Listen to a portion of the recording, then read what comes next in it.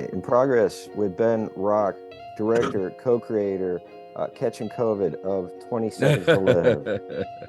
Ben Rock, thank you so much for being on the show. You were nominated by Christina Loboda. Yeah, yeah, And yeah. I'm working on a project for her right now. oh, really? Oh, Yeah, cool. Oh, that's awesome. Tell her I said yeah, hi. yeah. We'll do. And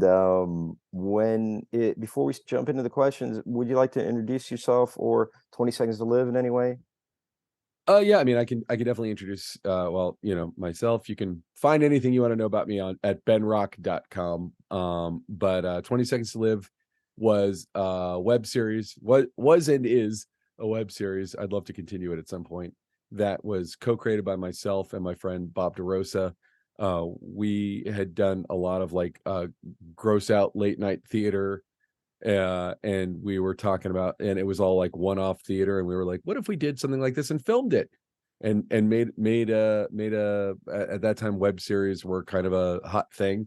We're like, what if we developed it into a web series? And that kind of started the conversation. Well, it's a very cute mix of like this sitcom, gross horror stuff. Interesting juxtaposition of those two elements. What do you mean late night gross theater?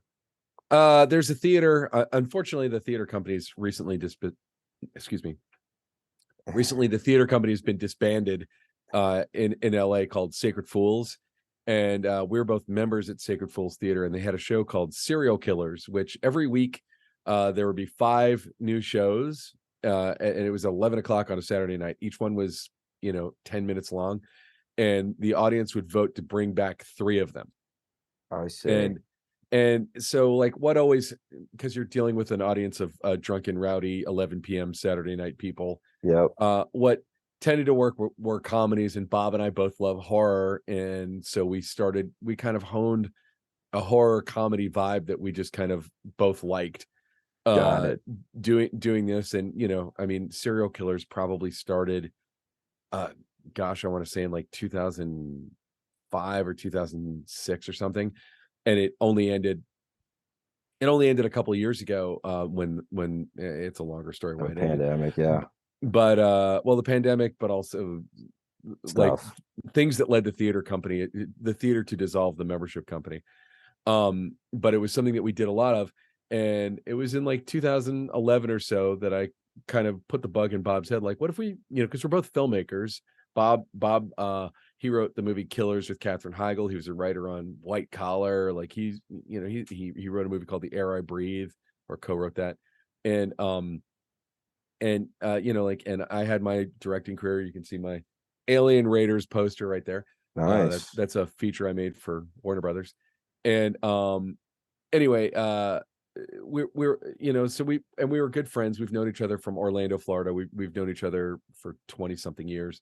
And we are like, what if we just kind of took the same sensibility that we're doing on stage? And in fact, most of the actors that are in 20 Seconds to Live are people we knew from Sacred Fools. Like, I'd say more than any other source, we cast it out of our out of our out of our one-on-one workings with a lot of those people. Not all of them, but most of them.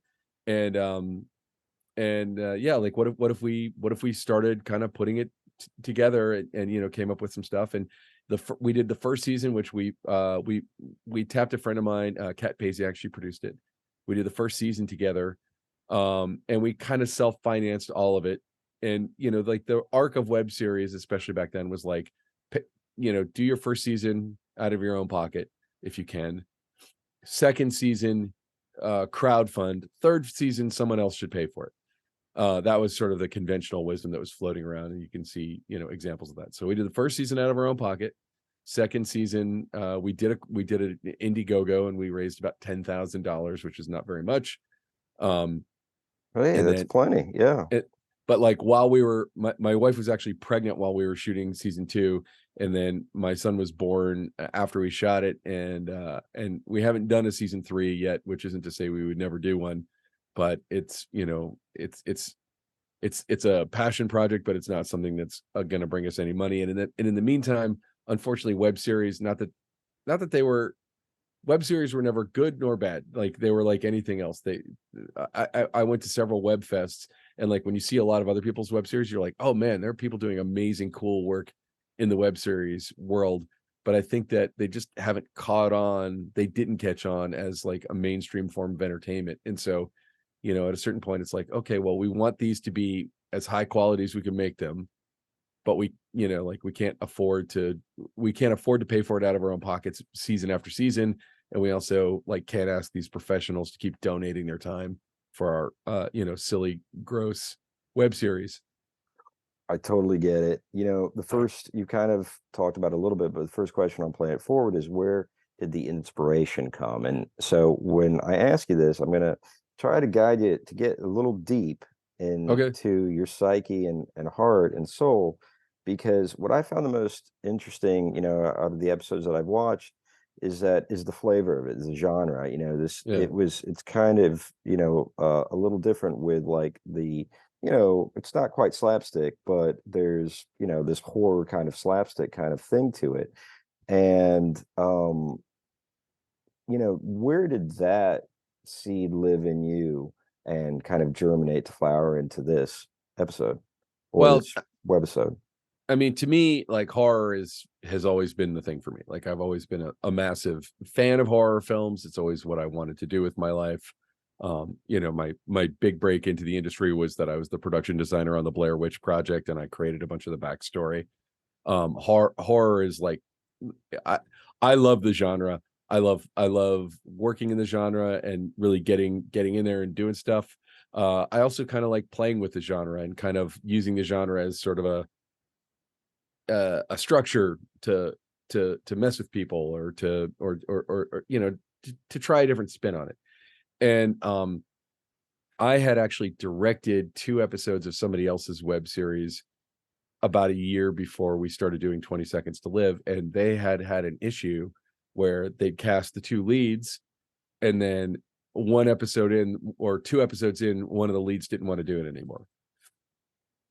So they had to recast the lead. And I said to Bob, like, what about if we did this as an anthology? What if we created an anthology show so we don't have to have the same cast every time? In fact, if someone drops out at the last minute, we could replace them, a day or 2 before we shoot. And he liked that. And both of us love anthologies, Twilight Zone and Hitchcock Presents, blah, blah, blah. But also one of the anthologies we both grew up on is this anthology that used to be on HBO that no one ever talks about anymore, called The Hitchhiker. And Oh, sure, I remember that.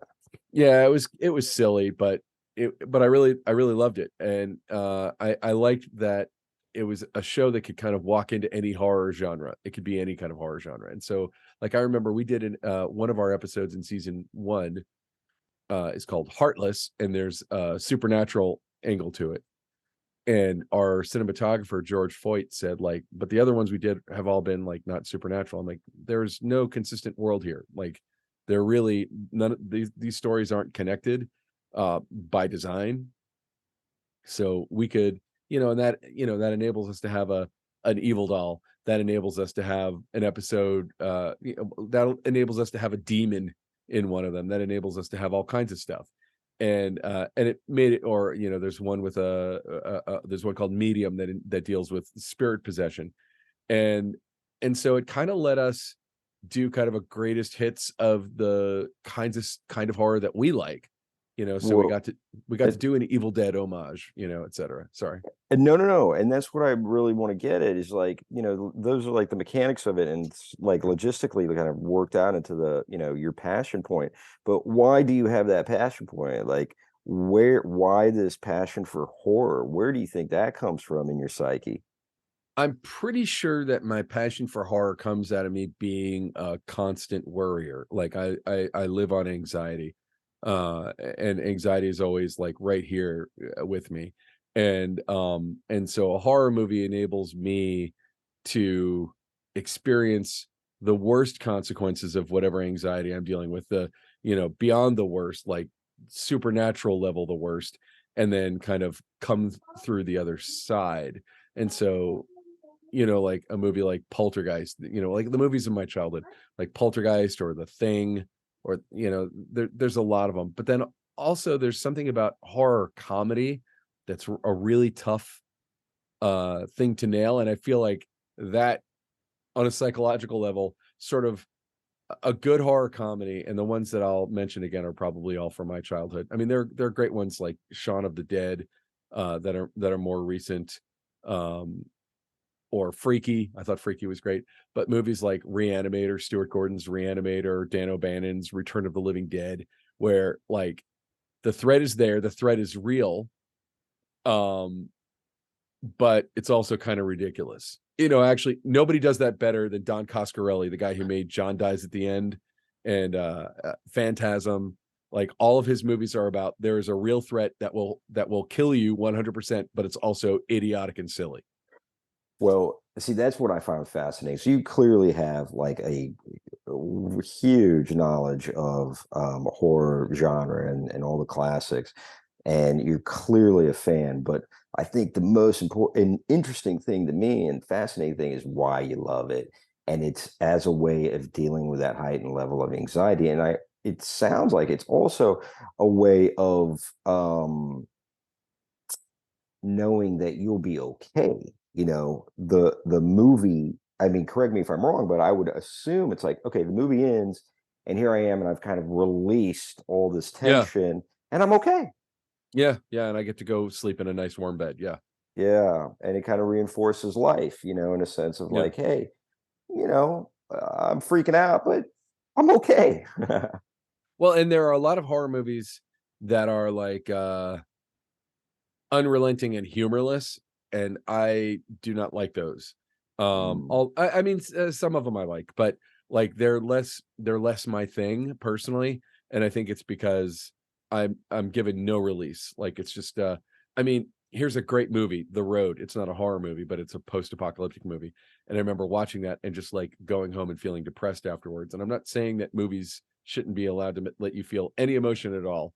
I'm just saying that like for me personally, seeing something that's just like oppressive and unrelenting in that way, there better be something there better be something big at the end. Like Martyrs, I don't know if you ever saw Martyrs, but like that movie is insane. It's not for everyone. It's pretty hardcore, but it has such an amazing ending that to me it was worth it. But it's a tough if you're asking an audience to have a tough slog, uh you need to well, for me, I'm not saying an audience, yeah, yeah. for me, if I'm like, for me to like a movie when I'm done with it, or for me to feel like it was worth it, like it's just it's gotta either be entertaining throughout, or it has to have like a big payoff. Ty West does it well, like X I thought was great, House of the Devil, those kinds of things. Like he's really good at setting that kind of atmosphere and then really paying it off. And by payoff, I assume you mean like a cathartic experience or something that you're Yeah. left with that is positive. Positive, I mean, it could be horribly nihilistic. The Thing has the most nihilistic ending ever. John Carpenter's The Thing, but it's Mhm, a very satisfying nihilistic ending. Like, you mm, know, mm, and mm, it's very consistent with those characters. And, you know, like to me, that movie is like that's true north. Whenever I'm making something, I usually mm, you know, mm, when I was making Alien Raiders, I was talking about John Carpenter's The Thing throughout it. mm.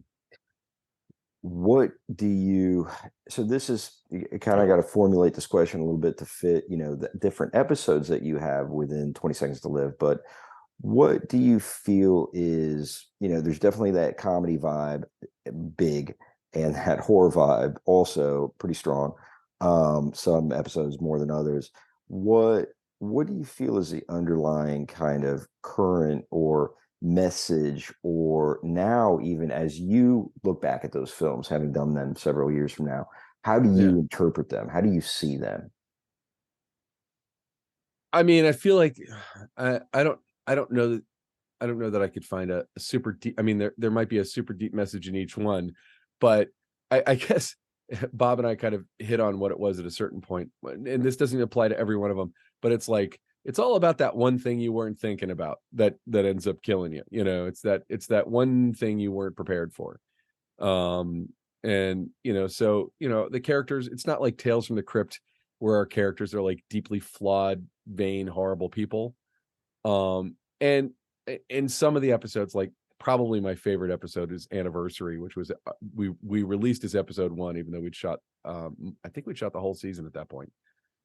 It's I love it because it's just a love story. it's just a love story, but it just so happens that the people in love are horrible they're bad people. They're serial killers. And so the romantic gift that somebody got someone else was someone that they could murder. But like, it's set up to look like the opposite. It's set up to look like they're about to, get,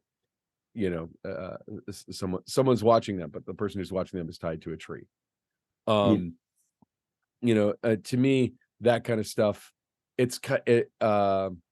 yeah, but I don't know if I could say, like, I don't know that there's a great commentary on society going on here. I don't know if that's really what we're going after, Yeah, but I really appreciate what you said. It's like that thing you don't expect, that you can't plan for. It's where does the anxiety come? It comes, from all of us trying to, manage our lives and plan for this, plan for that, do this, make sure this doesn't happen, this happens, all this effort and doing, and here it is.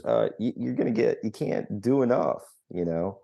So what do you do in that circumstance, under those circumstances? You die. Also, we realized or you laugh.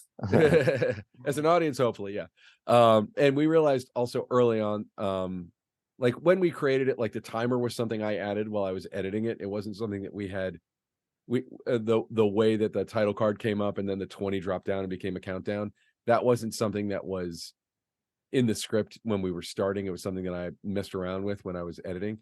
And we realized it became a game. Like it starts, you establish characters. And so it's almost the opposite of Tales from the Crypt or something like that, where they establish characters, one who you hate and want to see something horrible happen to them, and then something horrible happens to them. They're all like morality tales.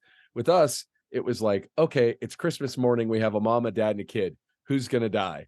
Like, you don't want any of them to die. Like they're not bad people, or, it's like two people are having sex. Who do you want to die? One of these two people is going to die, or a third person is going to be introduced and they're going to die. We'll see. Well, yeah, go ahead. I'm sorry, Ben. And so we realized we were kind of playing a game with the audience and trying to figure out, like the last episode that we did, or it wasn't the last, the second to last, was called Fish. And it's like a guy bringing a fish home for his wife, to, a pet. And it's like, is he going to die or is the fish going to die? Like, those are really your only two choices. Well, Ben, I think that explains everything to me. It's like, hey, how do you deal with the impermanence of life? Yeah. And the, fear and anxiety that brings up. And, I think you're saying, hey, well, let's laugh at it. Let's look at it. Let's laugh at it and make art out of it. Yeah. Hopefully. Yeah. Because 20 seconds from now doesn't seem like very long. And, but I can't imagine something happening to either one of us in the next 20 seconds. But if it did, if the timer dropped, it'd be like, how, why, Yep. And, hopefully we'll get a good laugh out of it. Hopefully. Yeah. Or somebody will.